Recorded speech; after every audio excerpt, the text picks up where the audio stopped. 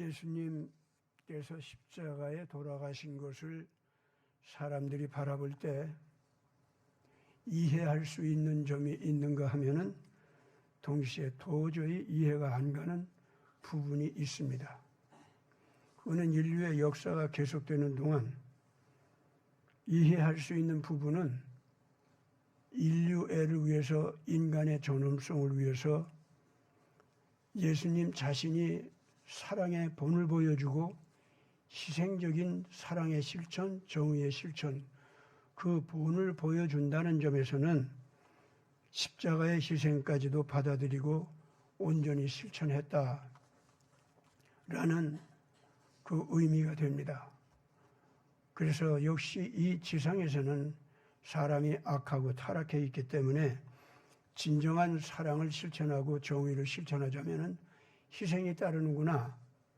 이제 이것을 예수가 앞장서서 가르쳐 보여주셨다 하는 점에서는 이해들을 해요. 그러나 이제 거기에 대해서 질문이 따릅니다. 그런데 그렇게 해서 예수가 정말로 그렇다면 그 희생을 통해서 승리를 했느냐? 여기에 대해서는 이스라엘 민족 자신도 여전히 질문이 남아있고 또 사람들이 그리는 그 승리, 그것과는 다른 희생양적인 고난을 통해서 악한 자도 마음에 뉘우침을 받아가지고 또 감동하고 그래서 회개하고 새로운 사람이 된다라고 하는 거 있잖아요. 그거는 인류 역사를 바라본다고 할 때 예수의 희생 때문에 그 희생을 본받아서 자기도 이기적으로 살던 사람이 희생하는 삶으로 자기를 바꾸는 거이죠. 예, 뭐 그런 사람도 있겠죠. 그래서 고생하고 죽어? 그게 뭐야? 이런 질문이 따르게 됩니다.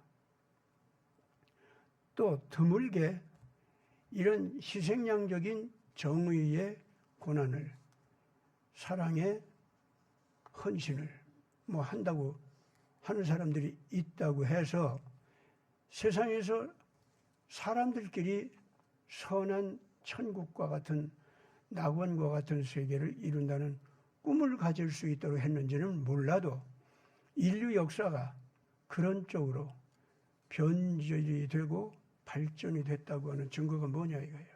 오히려 옛날 사람들이 더 선했고 지금 기술이 발달하고 인간들의 두뇌 지식이 발달할수록 더욱더 지능적으로 악해지고 사악해지고 선까지도 악용을 해서 악한 자들의 권력을 이루기 위한 도구로 삼아버리는 이런 어처구니 없는 사태가 벌어지는 것만 더 심하게 벌어져온 역사가 아니냐. 이런 따지는 질문이 있습니다. 여러분, 그러면서 예수가 정말로 승리했는가? 그걸 그가 부활했다고 하는 것 때문에 그 이후에 그의 부활을 바라보고 그 제자들이 따르면서 순교적인 신앙을 남겨놓았기 때문에 그것 때문에 예수가 승리했다고 하는데 로마 제국이 그 이후에 우선 유다부터 보자 이거야. 유다부터 보면은 예수를 처형하고 죽인 그 유대인들이 그 뒤에 어떻게 됐느냐 이거지. 예수의 선하고 거룩한 희생양적인 사랑을 실천하는 낙원으로 변했습니까? 아니잖아요. 오히려 낙원으로 만들겠다는 신앙인들은 예루살렘에서 다 나가버리고 유대 땅에서 나가고 온 세상으로 흩어져서 나가버렸어요. 그리고 그 다음에 예수를 죽인 자들끼리 유대인들 간에 싸움이 벌어집니다. 성전 군사하고 열심당 사람들하고. 그 유대인들끼리거든요. 예루살렘은 내 거다, 네 거다 하면서 싸워요. 그래가지고 엄청나게 많은 유대인들이 예루살렘 시내에서 죽었습니다.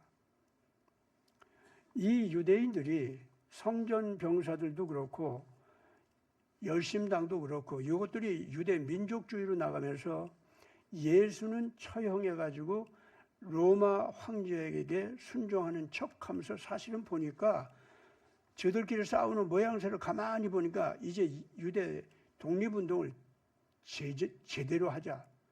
로마를 이제 한번 속여서 이렇게 했으니까 더 속이면서 유대 민족주의적인 힘을 팽창시키자.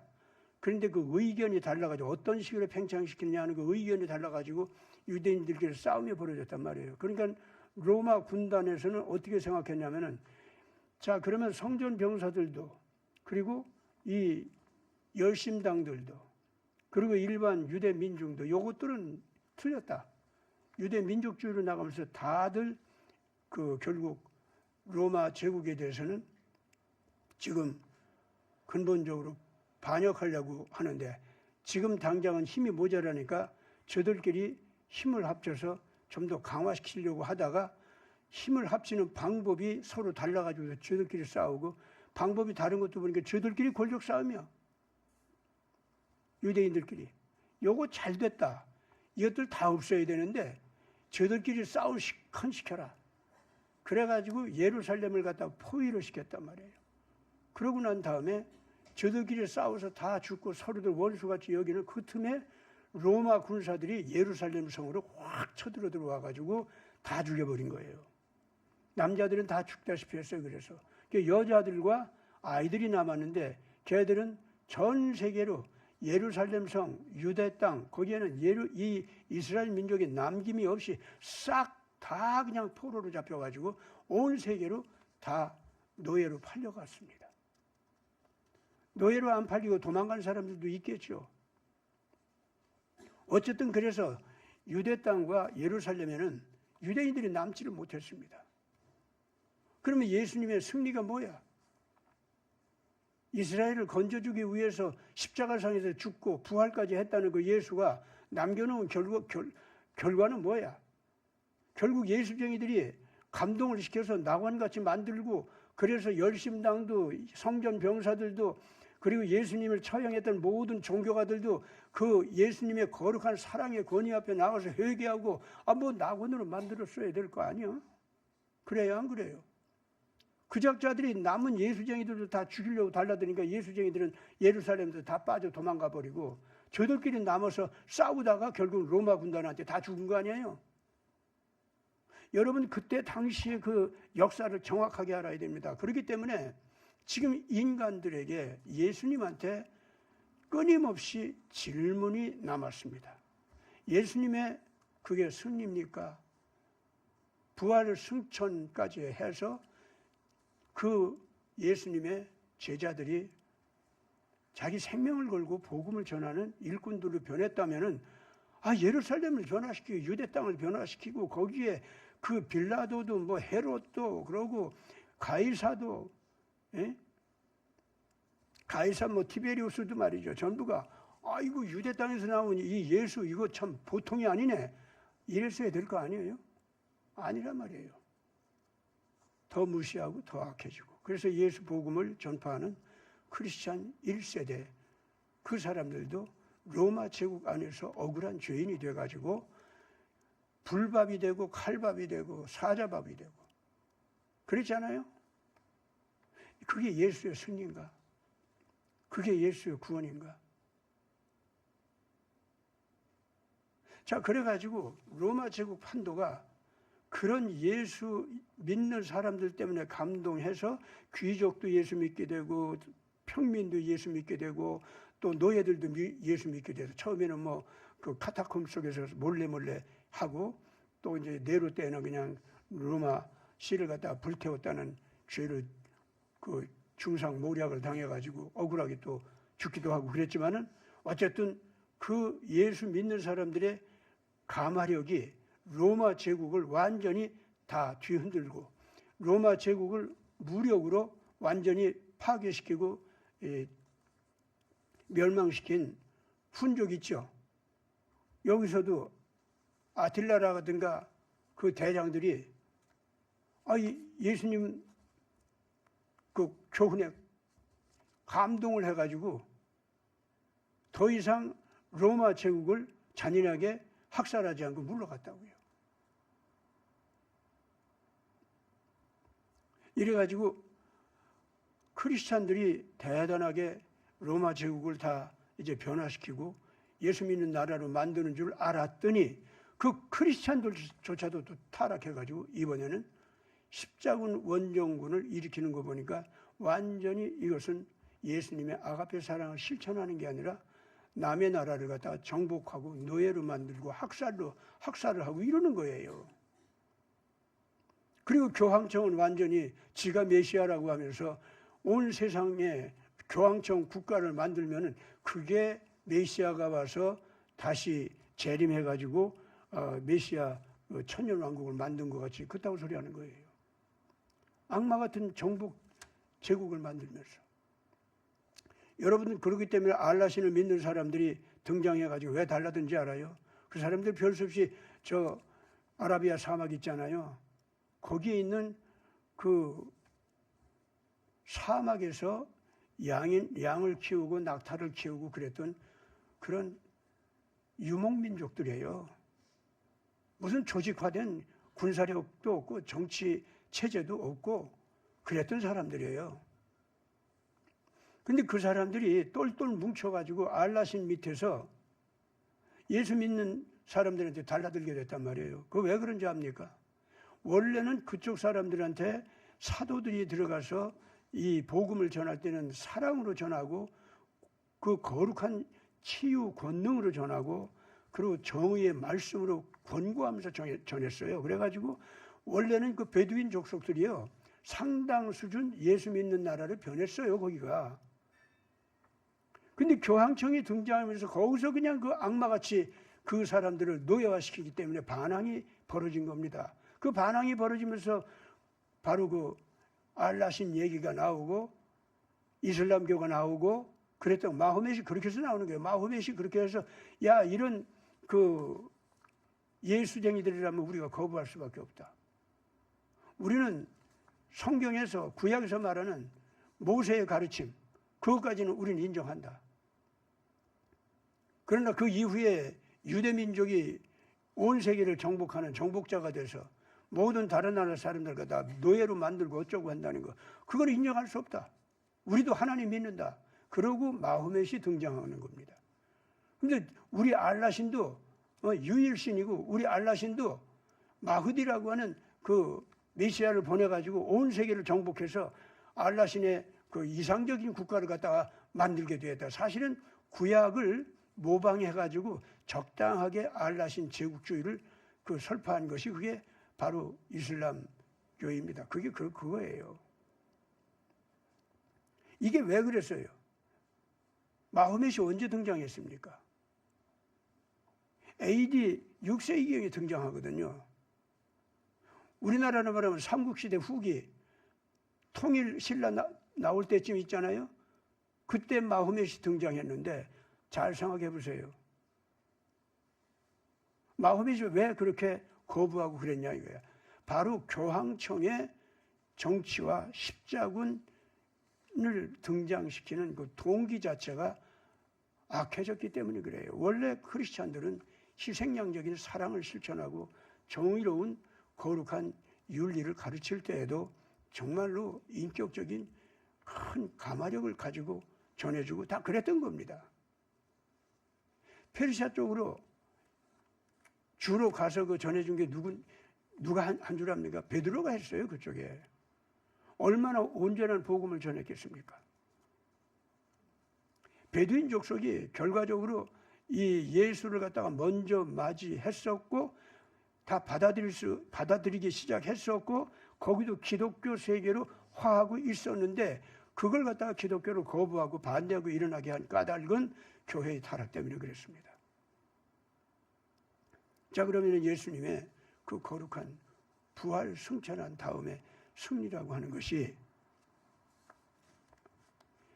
크리스찬들이 로마를 갖다가 변화시키는 과정에도 너무너무 심한 고생만 하고 고통만 당하더니 자, 그래서 가마력을 일으켜서 로마 제국을 크리스찬 국가로 만들었다 싶었더니 그 로마 제국으로 변하면서 바티칸 제국으로 변하면서 그게 그렇게 타락한 거예요. 그럼 예수님의 승리라는 게 그게 뭐냐는 거야 도대체. 의문이 들잖아요. 그래가지고 끊임없이 이 의문이 유대인들 속으로 또 들어옵니다.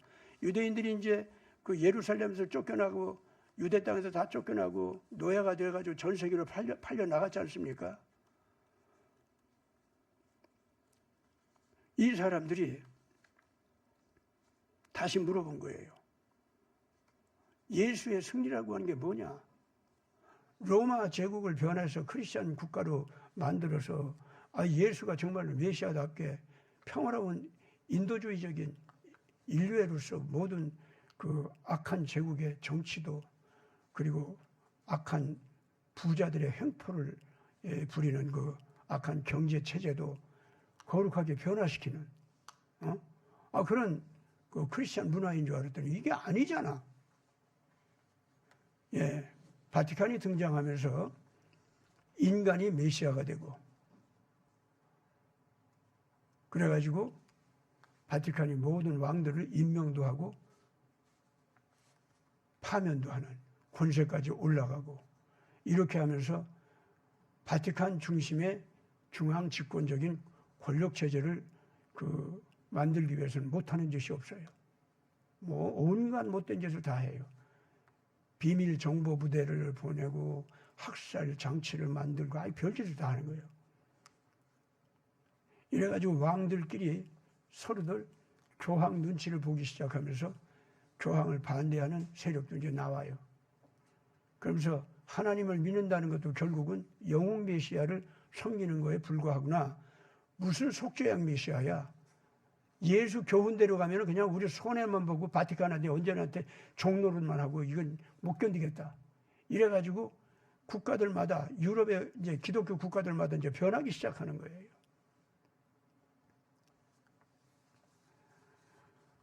그렇기 때문에 이 교회가 대음녀같이 타락했다라고 하는 성경 계시록의 그 말씀이 딱 올바른 말씀이 된 겁니다.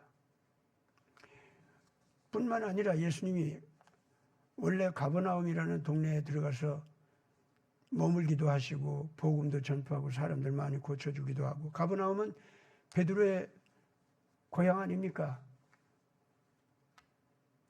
그래가지고 벳세다, 가버나움 이런 데서 예수님이 주로 갈릴리 땅을 다닐 때 거기를 다녔단 말이에요. 그래서 거기서 많은 능력도 행하고 그 사람들이 예수님 인기가 높아지고 거기서 또 예수님 제자들이 나오니까 다들 그 예수님을 갖다가 이스라엘을 새롭게 하는 거룩한 랍비요 더 나아가서 이분이 바로 다윗 같은 저분도 다윗 후손이라면서 뭐 그래가면서 뭐 나사렛에서 자라나긴 했지만 원래 베들레헴 출신이래. 요셉이 바로 그 베들레헴 그 다윗의 후손이래. 뭐 이런 식의 이 소문도 돌고 그러면서 그래가지고 가버나움, 벳세다 이런 데는 굉장히 예수님을 편들어주고 따르는 걸로 생각했다고요.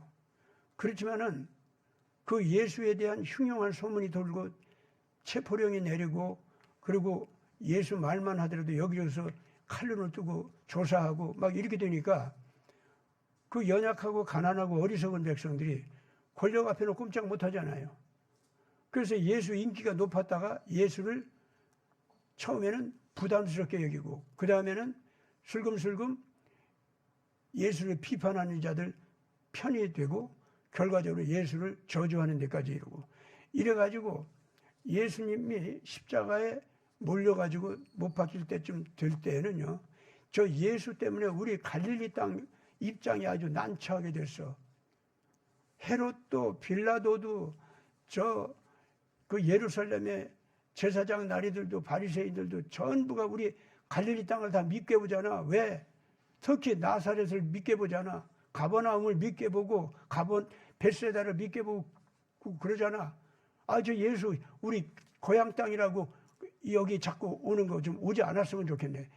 그러니까 예수님이 십자가에 못 박힐 때쯤 되니까요. 거기까지 갔어요. 그러니까 예수께서 뭐라고 해요? 가버나움아 네가 하늘까지 높아진 줄 아느냐? 보라 심판의 때에는 남방 여왕이 와서 오히려 너를 심판하리라. 벳세다야 내가 오늘날 하늘까지 높아진 줄 아느냐? 그러나 심판 때에는 소돔성의 사람들이 나와서 너를 심판하게 되리라. 예수님께서 오죽하면 그런 말씀을 하셨어요. 그러니까 이 말은 무슨 말이냐면은 예수님이 말씀하시는 승리의 의미를 유대인들은 자기 편의대로 해석을 했고 자기 욕망대로 이용을 하려고 했다, 그 말입니다. 제자들도 예수님을 따르기는 하지만은 예수님의 가르침을 통해서 제자들의 편의와 제자들의 욕망을 위해서 어디까지나 예수님의 가르침을 이용하려고 하는 동안은, 그래서 예수님을 이 시대의 영웅이다, 이 시대의 천재다, 이분 따르면 뭐가 된다 해서 예수님을 따르는 그런 마음을 가진 동안은 가다가 의심이 생기고 가다가 질문이 생기고 가다가 예수님한테 따지게 되고 따라가다가 정말 선생님 못 따르겠습니다, 왜 이러십니까? 나중에는 십자가에 달려서 죽어야 된다니까. 선생님 그럴 수가 있습니까? 우리가 있지 않습니까? 우리가 지금 여기 칼도 있습니다. 선생님이라면, 선생님을 위해서라면 우리가 목숨까지도 걸겠습니까? 왜 십자가에 달립니까? 왜? 그랬잖아요. 제자들도. 제자들조차도요, 그렇게 예수님 안에 거룩한 권능이 있고 지혜가 있고 사람을 자비롭게 만드는가 하면은 아주 무서운 심판의 왕이 되게 하는 그런 엄한 점도 있고, 그게 너무가 다 멋있는 거예요, 그런 게 다. 그래가지고 요컨대 이기는 거야. 원수들을 이기고, 요컨대 내가 원하는 거 착착 다 이루고, 그런 천재 영웅이 되는 거 있죠. 그게 내가 못하니까 대리자인 예수님께서 천재 영웅이니까 다 이루어 주는 거예요. 나 그 시키는 대로만 하면 나는 내가 원하는 거 다 이루는 거예요. 이제 이런 수준에서 예수님을 판단하고 예수님을 따르는 동안은 그 제자들도 지금 제가 얘기한 대로 예수님한테 자꾸 따지고 자꾸 물어보고, 그러고 못 따라가겠습니다. 그러다가 나중에 십자가 앞에서 다 도망을 가고 결국 부활해서 나타났는데도 왜 선생님께서 부활하셨는데 원수들 앞에 나타나가지고 저것들 납죽 엎드려서 항복을 받지 않고 왜 우리까지도 십자가 짊어지라고 한단 말입니까? 이러고서는 갈릴리로 가버렸잖아요, 다. 나 이제 예수님 안 따라가고. 부활하신 예수님까지도 버리고 갔어요. 오늘 모든 교회들은요, 우리 인간 내면에 이렇게 끈질기게 예수님을 따르는 동안, 끈질기게 예수님을 갖다가 잘못 이해하고 잘못 알아보고 예수님께서 고난당하는 그 의미를 제대로 알고 따라가는 경우가 없습니다. 우리가 정직하게 우리의 이러한 못나는 모습을 인정해야 돼요. 오늘 본문 말씀을 우리가 다시 한번 잘 봐야 됩니다. 거기 어떻게 나와 있습니까? 그는 육체에 계실 때에 자기를 죽음에서 능히 구원하실 이에게 심한 통곡과 눈물로 간구와 소원을 올렸고 그의 경건하심으로 말미암아 들으심을 얻었느니라. 여러분, 예수님이 십자가에 달려도요, 그 앞에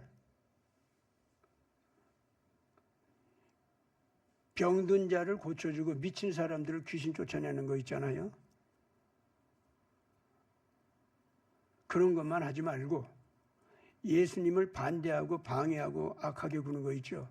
하늘에서 불칼을 내린다든가 아니면 예수님의 명령 말씀 한마디로 그냥 그 본능이 나타나가지고요, 벙어리가 되고 다리가 그냥 덜덜 떨면서 움직이지 못하게 되고 곰배파리가 되고, 예수님 말씀 한마디로. 예수님이 그럴 수 없습니까? 그럴 수 있잖아요. 그렇게 하다가 십자가에 죽을 때쯤 되니까 나 이제 십자가 죽을 때 돼서 나 잡아가라 해가지고 잡혀가고 십자가에서 죽었다. 그런 식으로 할 수도 있잖아요, 예수님이. 그래가지고 한꺼번에 저 예수가 신비한 능력을 가졌더니 그 신비한 능력이 싹 빠졌네. 신비한 권능을 주는 그 신이 나갔는가 봐. 이제 우리가 저거 잡아가자 해가지고 잡아가도록 그렇게 예수님이 십자가에 달려서 돌아가실 수도 있잖아요. 근데 예수님은 안 그랬어요. 그냥 보통 우리 사람들 같이 그 악한 자들 앞에 그 원수들 앞에 예수님의 독특한 무력과 전략과 수단을 가지고서 싸우면서 경쟁하면서 이기면서 그들이 그냥 굴복하게 만들고, 그러다가 당신이 십자가에 달릴만 하니까 내가 이제 달릴 때가 돼서 아버지 앞에서 내가 속죄양 돼야지 하고서 착 하고 잡혀가서 죽었다고 합시다. 예? 그렇게는 못할까요? 근데 예수님이 그렇게 안 했어요. 우리 보통 사람들과 똑같게 악한 자들을 설득하기 위해서 어떤 지혜로 어떻게 해야 할 것인지, 그러나 그들에게 권능을 발휘해서 때리거나 그러지 않고 어디까지나 그 양심을 깨우치고 그 지성을 다시 한번 높여주면서 거룩하고 올바른 진리를 찾는 마음을 회복시켜주고, 예? 그 사람 자유의지가 진리 그 자체를, 사랑의 헌신 그 자체를 즐거워서 실천하면서 거기에서 새로운 삶의 보람을 느껴가지고 예수님의 인격이 너무 아름답고 고귀해가지고 예수님을 사랑하고 존경하면서 따라가는 마음이 일어날 수 있도록 그렇게 하셨단 말이에요. 그 예수님이. 그러는 동안 솔직하게 이 병 고치는 능력, 가끔 그 죽은 자를 살린 거 있잖아요. 그런 능력을 보여준 것 이외에는요, 예수님이 우리 보통 사람과 같이 눈물을 흘리고 땀을 흘리고 수고를 하시고 제자들과 함께 금식하기도 하고, 예, 물이 없어, 또 뭐 먹을 것이 없어, 예, 누가 와서 그 주는 것이 없으니까 돈으로 도와주는 것도 없고, 그러면 예수님하고 같이 또 굶기도 해요. 아시겠어요? 거기서 예수님이 기적을 베풀어 가지고 그 5,000명 이런 사람들, 7,000명 그 사람들을 먹였던 그 빵을 그 만들어내는 기적이 있잖아요. 아, 보통 때 그런 거 하면 얼마나 좋아, 예수님이. 그런 때는요, 제자들하고 똑같아요. 그러면서 말씀으로만 걱정 말아라, 너희들 굶어서 안 죽는다. 걱정 말아라, 필요하면 꼭 식량 생긴다. 이렇게 말씀하시지. 그러고 기도해.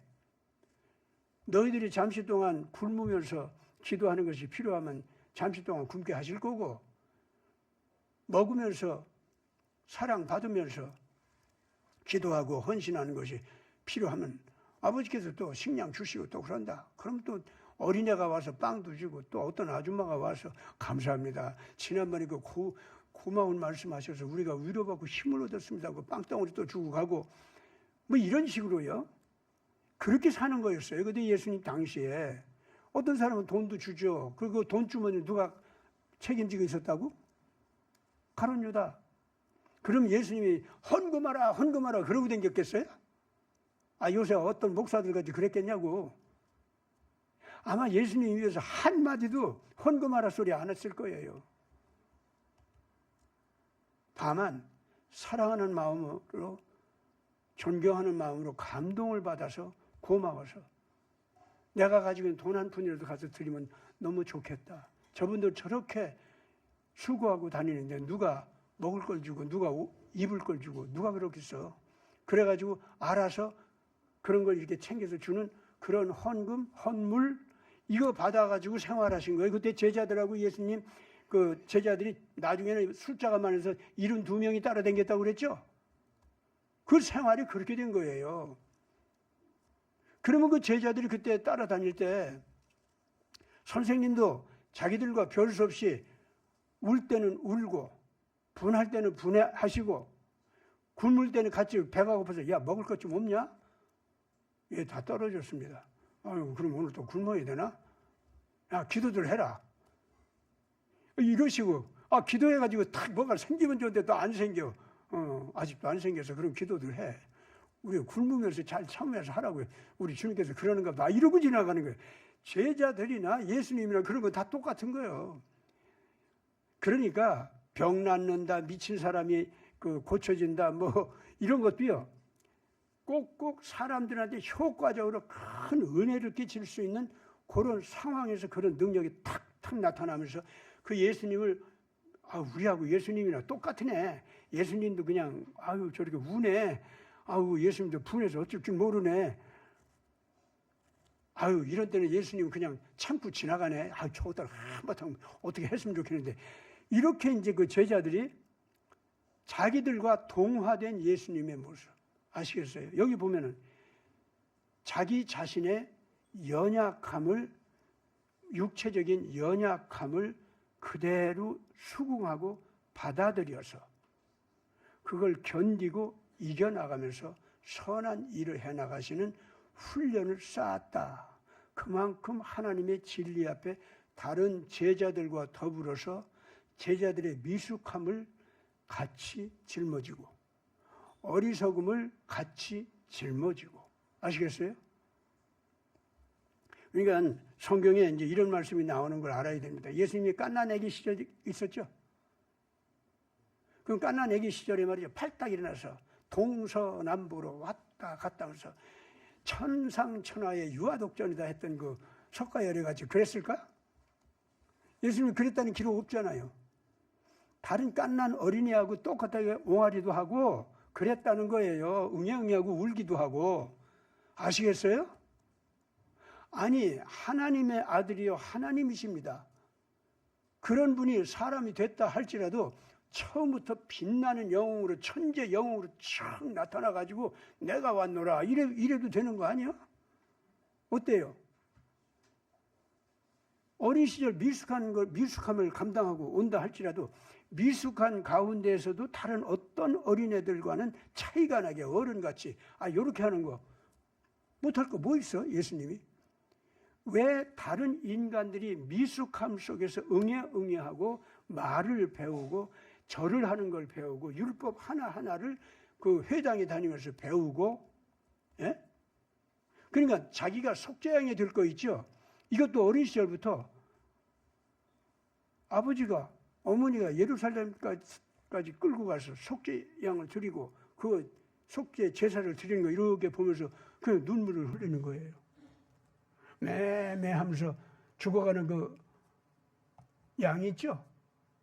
송아지? 그거 보고 막 못 견뎌서 우는 거예요, 어린애가. 그래서 왜 저렇게 죽여? 이렇게 되면 저렇게 양이 대신 죽어줘야 우리 모든 사람들의 죄가 다 대신 죄가 짊어지고 가기 때문에 우리가 용서받게 돼 있어. 그래서 저 양은 아마 하나님께서 잘 위로해 주실 거야. 무슨 말인지 알겠죠? 어린 예수님이 속죄양의 법에 대해서, 모세의 법에 대해서 부모한테 듣고 랍비한테 듣고 배웠고 성경을 읽으면서 배웠다, 그렇게 나와 있어요.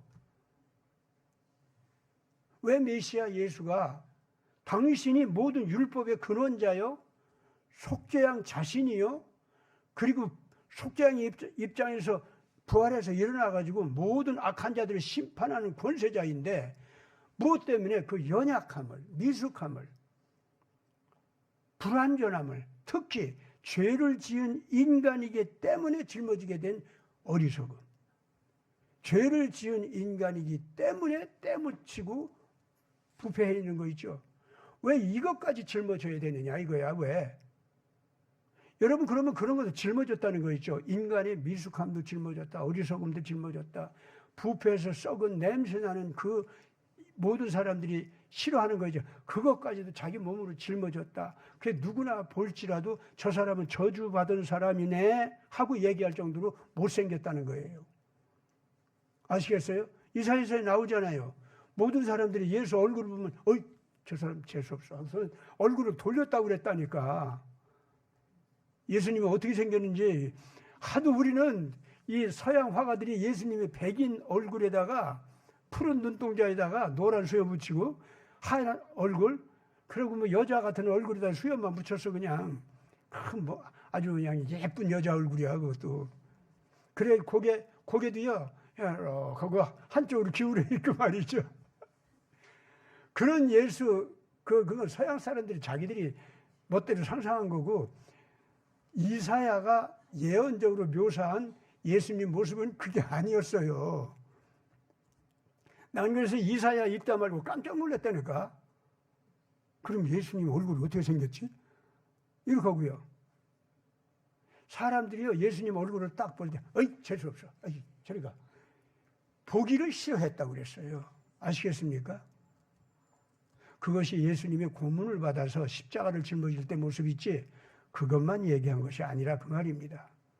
즉 인간의 모든 못난 거, 어리석은 거, 미숙한 거, 죄를 지었기 때문에 저주받은 모습, 이것을 그 몸 위에 다 짊어진 상태에서 율법을 랍비한테 배우고 엄마 아빠한테 배우고, 아시겠어요? 그리고 거기서 신앙이 뭔지 깨우치고, 그러면서 사람의 도리라고 하는 것이 하나님의 거룩한 그 사랑을 닮아가는 인격이 되는 것이라는 걸 이제 점점 자기가 스스로 깨우쳐가면서 그렇게 갔다는 거예요. 그렇기 때문에 아버지 하나님과 상대를 해서 기도하는 거죠. 우리 보통 사람들과 똑같은 거예요. 그렇게 배워갔어요.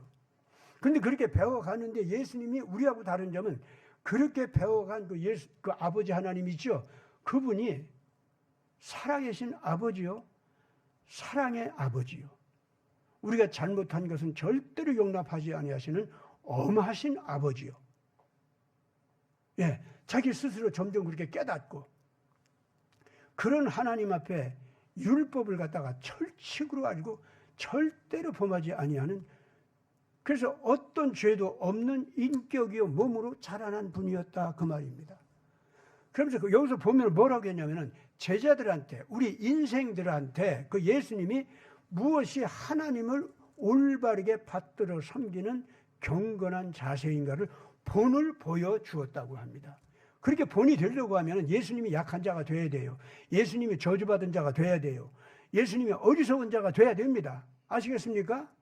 미숙한 데도 차츰차츰 성장하는 과정을 예수님도 거쳐야 돼요. 그래야 우리가 그분을 우리 형으로, 우리 친구로, 우리 스승으로 알고 따라갈 수 있는 거예요.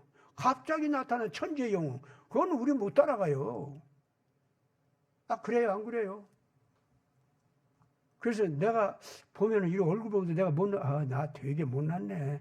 그러다가도 예수님도 못생겼었대. 그러면 위로를 받는 거예요. 아, 나 왜 이렇게 어리석어? 근데 예수님은 어리석은 데서부터 차츰차츰 지혜로운 자로 자라났다고 해서, 예수님도 그랬어? 그럼 나를 이해해 주시겠네. 아시겠어요? 그리고 나 같은 어리석은 자를 불러가지고 자기 제자로 삼았다는 거예요. 제자로 따라오는데 끝까지 예수님을 이해 못하고 그냥 끝까지 따지고 물어보고, 이게 승리입니까? 이게 정말 하나님께 받은 거룩한 축복입니까?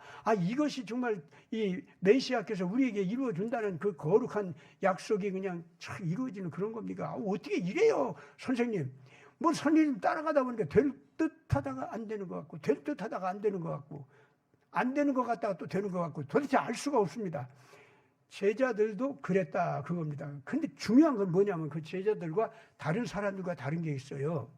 그 제자들은요, 질문도 많고 의문도 많고 예수님한테 따질 것도 많아. 그래서 심지어 부활하신 예수님한테까지 불만이 있어서 도망갔어. 그 사람들도 그런 점은 있는 거예요. 아시겠습니까? 근데 뭐가 다른 건 줄 알아요? 언제나 또 따라오고 또 버린 듯 하다가 따지다가 이것저것 막 물어보다가 이해할 수 없어 하고서 고개를 외면하다가 또 예수님 따라오고 또 예수님 따라오고 또 예수님 따라오고 그랬죠, 제자들이. 그랬어? 안 그랬어? 나도 그랬거든. 사실 여러분들도 다 마찬가지야. 오늘 대한민국의 애국 국민들 다 예수님 앞에 똑같습니다. 하나님 아버지 앞에 누구나 다 똑같아요, 그거. 근데 진짜 의문이 많고 따질 것도 많고 어떤 때는 실망도 하고 그랬는데 왜 자꾸 예수님 잊지 못하고 또 따라오고 또 따라가고 또 따라가고 왜 그럴까요, 우리가? 그걸 예수님이 뭐라고 했냐면 너는 이미 나를 사랑하기 때문이다 그런 거예요. 그리고 나도 너를 사랑하는 까닭에 네가 못났고 웃기는 질문을 하고 네 멋대로 불평을 하고 나를 갖다 외면하고 그냥 휙 달아나고 그럴지라도 너를 또 쫓아가고 또 쫓아가고 또 네 뒤에 서고 또 네 등을 두드리고 나 여기 왔다. 내가 계속 그러는 까닭은 나도 너를 사랑하는 까닭이야. 그래서 제자들이 마지막에 부활하신 예수님조차도 버리고서는 갈릴리 바다로 갔잖아요. 그 갈릴리 바다까지 예수님이 찾아가서 그 제자들한테 예수님이 뭘 따졌습니까? 딱 한마디만 물어봤어요. 이것저것 따지지 말자. 베드로야, 너 나 사랑하니? 이러고 물어봤다고 그냥. 딱 그것만 물어봤어요. 아시겠어요? 우리가 미숙한 데서 거룩한 성장을 하시는 예수, 어리석은 데서 거룩한 지혜자로 일어서는 예수, 능력이 없던 약한 자가 능력이 있는 권위 있는 그러한 지혜자로 일어서는 예수.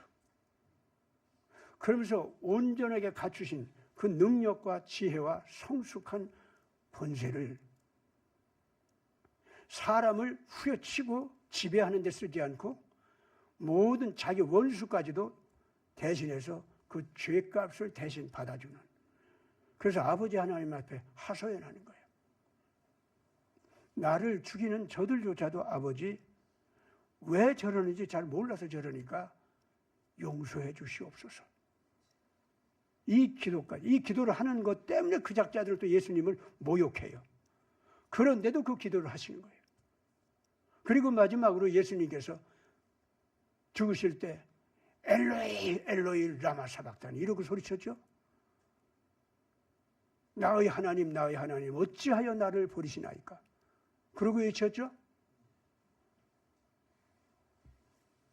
아니 자기를 십자가에 못 박아 죽이는 자들까지도 용서해달라고 할 정도로 십자가에 달린 상태에서도 지금 아버지의 뜻대로 가는 걸 확신하는 그런 예수님. 그래서 십자가에 못 박히는 자들을 위해서 기도하면은 그들도 용서받을 자리로 나올 수 있다고 하는 것을 확신하고 그런 기도까지 드리는 예수님.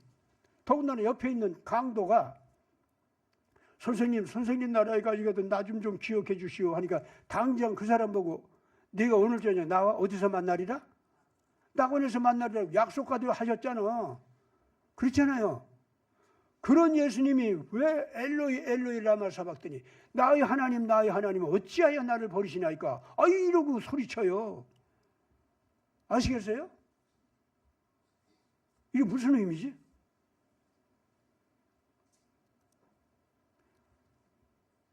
아니 자기가 버림받았다고 생각하면은 무슨 낙원에서 그 강도를 만나준다고 어떻게 그런 얘기를 해? 낙원에서 만난다는 것은 부활해서 돌아온다는 확신이 있다는 얘기 아닙니까? 그래요 안 그래요? 그럼 모든 예수 때문에 용서받은 모든 인간들은 앞으로 영원한 생명을 주는, 죽음을 이기게 하는 권세, 이거를 주는 그런 놀라운 승리를 예수님이 당신 자신이 하고 있다는 것을 확신하고 있는 거 아니에요. 그렇기 때문에 네가 낙원에서 만나리라 이런 말씀하신 거 아니에요? 그 십자가상에서. 그럴까 안 그럴까? 왜 침묵을 해요? 왜? 그런 뜻이에요 그게. 그런 분이 엘로이 엘로이 라마 사박다니 했단 말입니다. 아시겠습니까?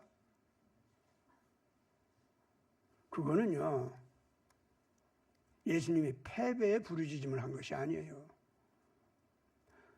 나의 하나님 어찌하여 나를 버리시나이까 하는 그 시편을 쓴 사람이 누구야?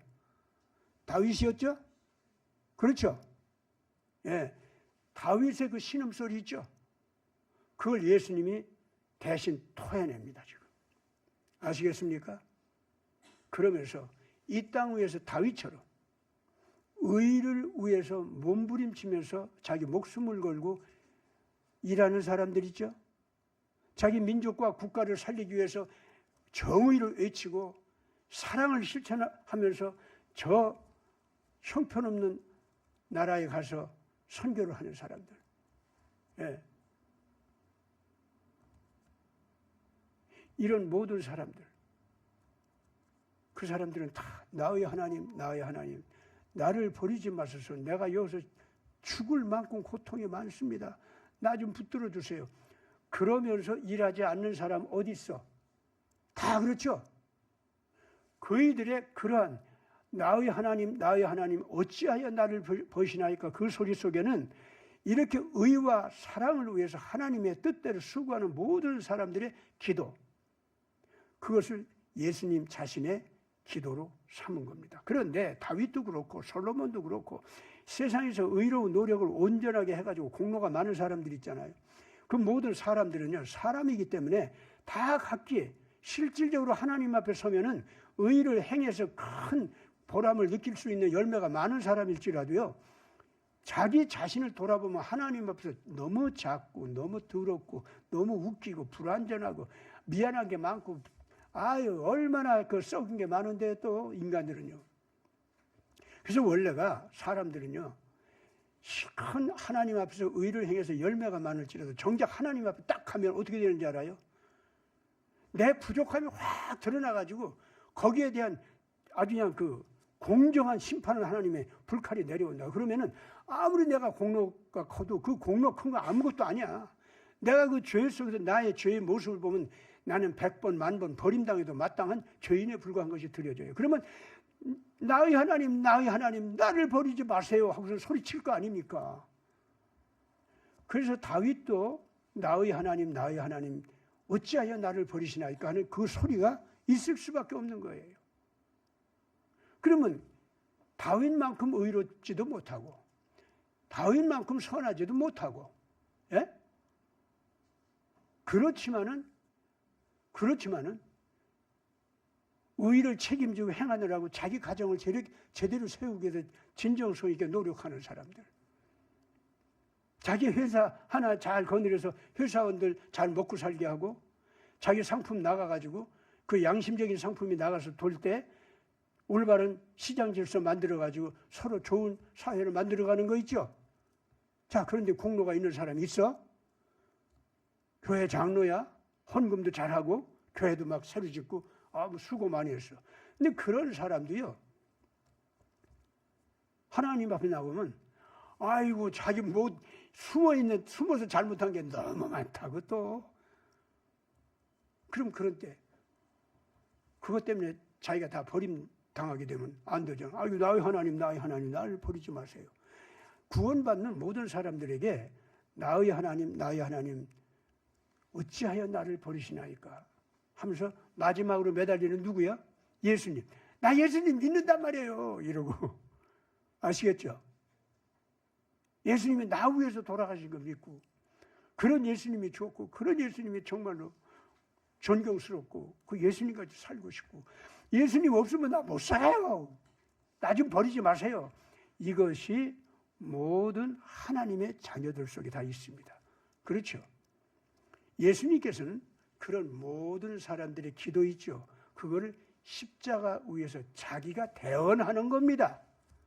아멘? 그러니까 여러분들 하나님께서 혹시 막 버리는 것 같거든, 왜 날 버리세요? 나 버리지 마세요 이런 걸 소리치라고. 알죠? 꼭 그러세요. 이 국가 애국운동을 하다가 억울한 일 많고 하는 일 다 소용없는 것 같고 그래가지고 하나님이 막 버리는 것 같아. 하나님 왜 나 버리세요? 예수님이 우리 위해서 십자가에 돌아가셨잖아요. 우리 애국운동이 좀 모자란 게 있고 못난 게 있고 좀 썩은 게 좀 섞여 있어도 좀 봐주세요 주님. 우리 주님이 나 위해서 십자가에 돌아가셨고 우리 위해서 예수님이 십자가에서 돌아가셨던 게 나 안단 말이에요. 믿는단 말이에요. 나 그래서 여기 왔단 말이에요. 애국운동도 그래서 했어요. 이러고 하자고. 그러면은 예수님이 십자가상에서 나의 하나님 어찌하여 나를 버리셨나이까 하는 그 소리가 나를 대신해서 나를 위해서 그 소리에 외친 걸 우리가 알게 된다 그 말입니다. 어때요? 예수님이 참 완전하시죠? 그렇죠?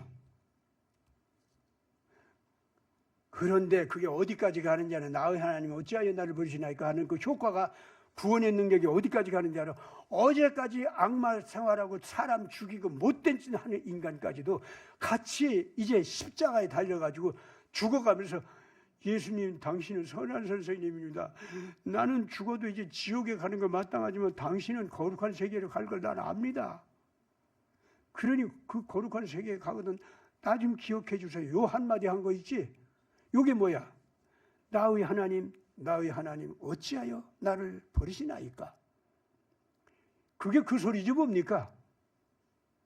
그런데 이 사람은 감히 어찌하여 나를 버리시나이까 그 소리를 못하죠. 이 강도는 자기가 생각해도 버림당하는 게 당연하니까. 그런데 차마 이 사람은 그 소리까지는 못하고 옆에 있는 예수님한테 부탁하는 거야. 선한 선생님이여, 당신은 죽을 죄 없이 억울하게 죽는 의로운지라. 그러면 하나님께서 당신을 승리할 거야 할 것이고 거룩한 세계로 갈 걸 나는 믿습니다. 당신 같은 분 따라가고 싶습니다. 나 좀 기억해 주세요. 한마디 그렇게 한 거예요. 그런 사람까지도 위에서 예수님은 나의 하나님 어찌하여 나를 버리시나이까 그랬다 그 말입니다.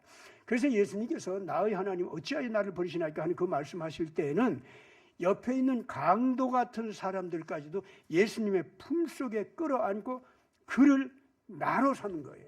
아시겠어요? 예수님 자신으로 삼았다 그 말입니다. 그렇기 때문에 예수님을 사랑하고 존경해서 그 예수님한테 자기의 못난 거, 자기가 잘못한 거, 자기가 잘못 살아온 거 이걸 싹 맡겨가지고 나 예수님은 없으면 못 견뎌요. 나 예수님과 같이 있고 싶어요. 나 좀 버리지 말아주세요 하는 모든 사람들을 예수님은 나라 그랬다고 합니다. 아시겠어요? 예수님 자신이 나라 그랬다 이거예요. 그러니까 나를 어찌하여 버리시나이까 할 때 십자가에서의 그 예수의 나는 그런 모든 인간들을 자기 가슴에 포용해가지고 너도 나다, 너도 나다, 너도 나다. 다윗만 아주 비교적 인간 가운데도 의의 공로가 많고 스승이 된 다윗 같은 사람만 나라고 해주신 거 아니에요. 아시겠어요?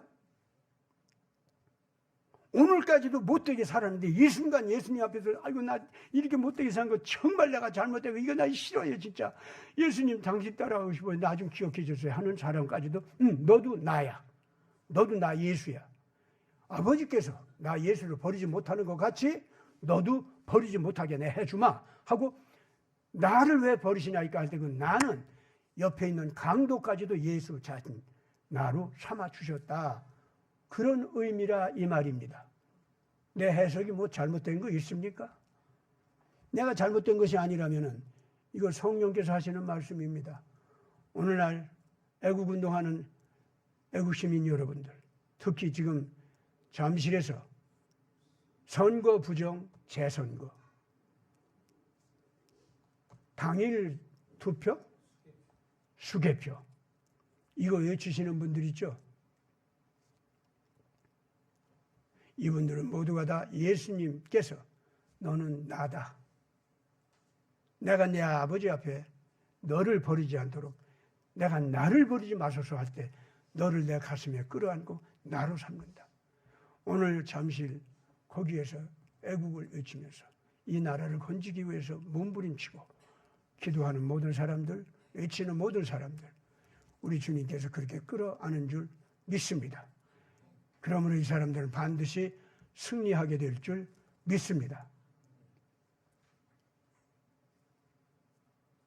따라서 예수 믿는다고 하면서 이런 예수님을 우습게 여기고 신화적인 발상으로 자기가 속죄양이니 메시아니 뭐 어쩌고 그랬는데 그건 다 옛날 신화적인 발상이고 그냥 예수님 우리가 인정할 때 도덕적인 스승이고 그리고 사회혁명을 우리 진보주의자들 같이 그렇게 외치신 분이야. 이런 식으로 격화시켜 놓고 예수님을 우습게 여기는 이 사람들은 오늘날 하나님 앞에 무시무시한 심판을 받을 겁니다. 왜 예수님을 경멸하고 모욕하고 예수님을 보내신 하나님의 거룩한 뜻을 우습게 봤기 때문입니다. 동시에 오늘날 잠실에서 외치는 저 정의의 외침 이것을 우습게 여기고 너희들이 그따위 짓을 한들 나는 갈 대로 간다 하면서 윤석열아 너는 무기징역 이제 구형을 받았다가 조금 봐줘서 30년 형을 때린다. 나는 나 갈 길로 간다. 뭐 지금 그랬죠? 예. 이런 사람들. 이거는 분명히 이 나라를 바르게 세워주려고 애를 쓰시는 하나님의 거룩한 그 뜻과 계획을 비웃고 웃으면서 하나님을 대적하는 겁니다. 그리고 그런 자들을 위대한 지도자요, 이 나라를 바르게 이끌고 가는 분이요.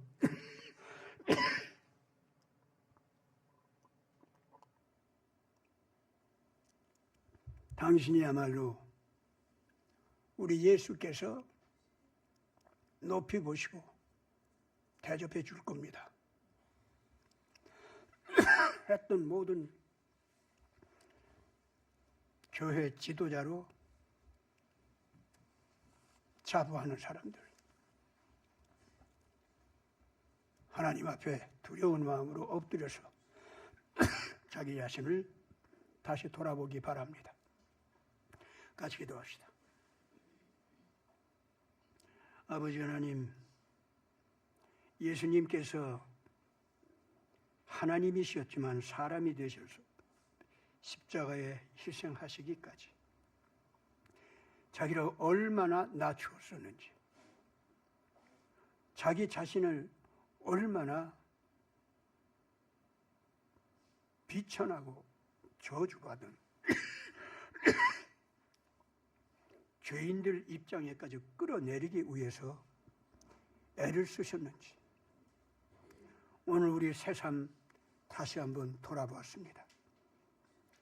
이런 예수님을 다시 보고 나니 우리가 새삼 우리의 무능 때문에, 우리의 아직도 남아있는 악한 것 때문에 절망하지 않아도 된다는 것을 알았습니다. 이 예수님께서 그 품속에 끌어안아 주셔서 절대로 우리를 버리지 아니하시고 정결케 하고 치유해 주시고 강건하게 일어나게 하셔서 하나님의 거룩한 의를 기어코 이루게 하신다는 것을 이제 우리가 분명히 알았습니다. 우리가 예수님과 하나가 되어서 이 거룩한 하나님의 뜻을 이루는 자들이 되게 해 주시옵소서. 우리 구주 예수 그리스도 이름으로 간절히 기도드리옵나이다. 아멘.